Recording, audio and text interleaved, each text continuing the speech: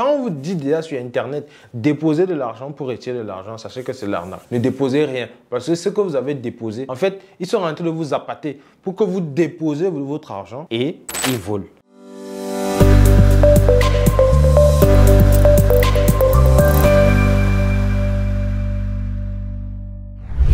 Bonjour et bienvenue à cette nouvelle vidéo, j'espère que vous allez super bien. Les amis, je fais cette vidéo aujourd'hui pour interpeller un certain nombre de personnes qui tombent encore dans des pièges aussi faciles à détecter. Alors les amis, nous faisons des formations pas parce que nous voulons gagner beaucoup d'argent, non. D'ailleurs, mes formations aujourd'hui, je ne gagne pratiquement rien. Ce que je fais, c'est de la sensibilisation, c'est pour me maintenir à un certain niveau de compréhension de l'univers des crypto-monnaies. De par mes recherches, c'est pour cela que je fais ces formations beaucoup plus. Alors, les amis, c'était juste une parenthèse. J'étais en train de dire qu'il y a des personnes qui tombent encore dans des pièges facilement. Voici quelqu'un qui est venu me voir. Il me dit, il y a quelqu'un en Suisse qui lui a envoyé 500 000 $ et que cette personne veut retirer cet argent parce que la personne veut investir en Afrique, notamment au Cameroun. Donc c'est à travers Facebook que la personne l'a contacté, etc. Ils ont sympathisé et finalement la personne l'a envoyé 500 000 $ dans son compte Trust Wallet. Non, c'était même pas dans un compte Trust Wallet, c'était dans un compte bizarre là que j'oublie même encore parce que c'est une plateforme qui, déjà la plateforme, moi je ne connais pas la plateforme parce que ça fait combien d'années, 8 ans que je suis dans l'univers des crypto-monnaies. Je regarde la plateforme d'abord, je ne comprends pas, j'essaie de fouiller, effectivement je comprends que c'est une plateforme, c'est une nouvelle plateforme. Et quand je lui demande que mais pourquoi la personne t'a envoyé, je lui pose quelques questions naturellement. Je lui dis pourquoi la personne t'a envoyé à toi, pas à quelqu'un d'autre. Il dit non, la personne m'a contacté sur Facebook, on a discuté, on a sympathisé pendant 2 mois et voilà, la personne veut investir au Cameroun. Je lui ai dit ah ok. La personne dit que quand tu vas retirer, tu vas avoir combien? La personne dit 20%.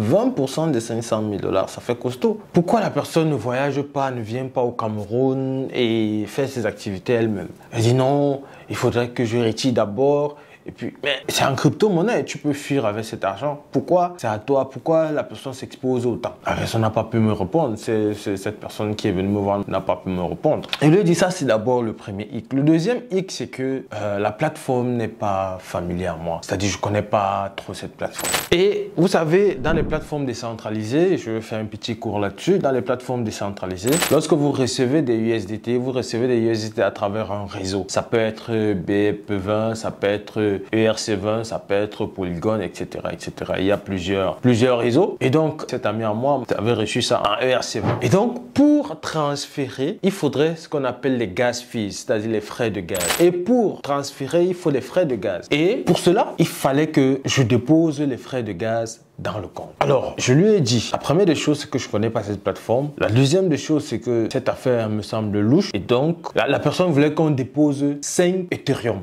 directement dans la plateforme avant de pouvoir retirer 500 000 $. Je lui ai dit, mais attends, pourquoi on exige un certain montant de gas fees? Parce que les gas fees, en réalité, c'est en fonction du nombre de USDT que tu veux transférer. Si j'ai par exemple $1 de gas fees, je ne peux pas transférer peut-être plus de 20 000 ou 30 000 $ USDT ERC20. C'est au prorata en fait. C'est-à-dire que les frais de gaz sont au prorata du nombre de USDT que tu veux transférer. Quand j'ai fait cette analyse, je lui ai dit, en réalité, ce n'est pas comme ça que ça fonctionne. On ne peut pas exiger un certain montant pour déposer dans le compte avant de pouvoir retirer l'argent. Pourquoi la personne ne retire pas 50 000 $ et transforme ça en USDT et redépose dans le compte pour que tu transfères? Là, c'était quelque chose de louche. Et je lui ai dit, normalement, c'est l'arnaque. La personne a convaincu, non, écoute, dépose l'argent. Quand tu vas déposer l'argent, on va retirer, tu auras 10%, etc., etc. Je lui ai dit, c'est de l'arnaque. Mais si tu insistes, prends l'engagement que l'argent que je vais déposer là-bas, si ça ne ressort pas, tu me payes mon argent. La personne dit, oui, je vais prendre les engagements et tout. J'ai dit que bon, pour te faciliter la tâche, 5 Ethereum, c'est beaucoup. Mais ce qu'on va faire, c'est que je vais déposer demi Ethereum. Je vais déposer demi Ethereum. Et quand je dépose ces demi Ethereum, si ça ne sort pas, tu me payes mon argent et je continue mon travail tranquillement. La personne dit, oui, il n'y a pas de problème. Je suis très sûr, ça va marcher, etc.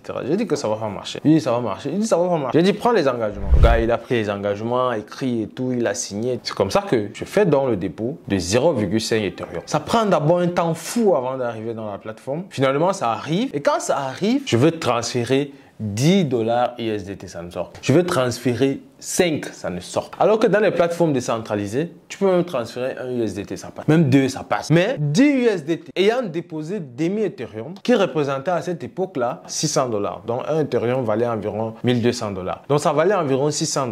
Quand je veux donc retransférer, donc retirer les $600 que j'avais déposés, ça ne passe pas. Je l'ai dit, tu as vu, c'est de l'arnaque. Contacte la personne, tu lui dis que voici ce que tu as fait et que ça n'a pas marché. Dès qu'elle a contacté la personne dit non, il fallait déposer les 5 Ethereum avant que ça passe. J'ai dit que ça ne va jamais passer. Et quand la personne a dit non, ok, fais en sorte que je retire d'abord les 0,5 avant de redéposer les 5. La personne dit que non, ça ne peut plus sortir. Comprenez que l'argent sur Internet ou alors les crypto-monnaies, avec les crypto-monnaies, ce n'est pas aussi facile que les gens pensent. Ce n'est pas que quelqu'un va te contacter et te partager de l'argent. Non. Toutes les personnes qui vous contactent sur les réseaux sociaux et vous font des belles offres, etc., sachez que tout ça, c'est de l'arnaque. Qu'est-ce qui s'est passé? La personne a créé son portefeuille décentralisé. Il a créé un fake USDT. Il l'a mis là. Et il a envoyé le compte à la personne, à cet ami. Cet ami, donc, a vu $500 000 et s'est dit non, il faudrait que je dépose de l'argent pour retirer de l'argent. Non, pourquoi déposer de l'argent pour retirer de l'argent? Quand on vous dit déjà sur Internet, déposer de l'argent pour retirer de l'argent, sachez que c'est l'arnaque. Ne déposez rien. Parce que ce que vous avez déposé, en fait, ils sont en train de vous appâter pour que vous déposez votre argent et ils volent. Ils retirent votre argent. C'est votre argent qui est le bon. Leur argent, là, c'est juste des écritures. Parce que ce n'est pas, effectivement, les USDT réels. Parce qu'ils vont avoir ça où? Ils créent juste une plateforme. Ils font des écritures. Tu vois $500 000. Tu déposes peut-être $500 ou $600 ou $1000 pour retirer de l'argent. Finalement, tu ne peux pas retirer ton argent et ils te bloquent.